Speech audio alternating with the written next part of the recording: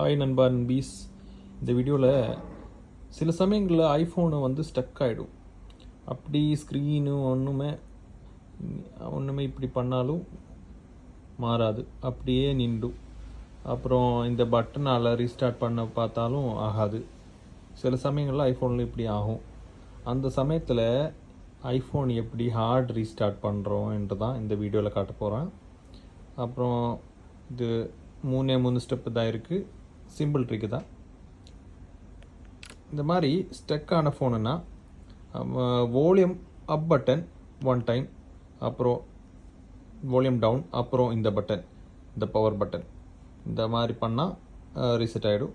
Volume அப், volume down, அப்புறம் power button ஒரு 5 to 6 second அப்படி ப்ரெஸ் பண்ணால் சுவிட்ச் ஆஃப் ஆகிடும், ரீஸ்டார்ட் ஆகிடும். அப்புறம் அந்த ஸ்டெக்கெல்லாம் போயிடும். இதுதான் இந்த ட்ரிக்கு. ஓகே.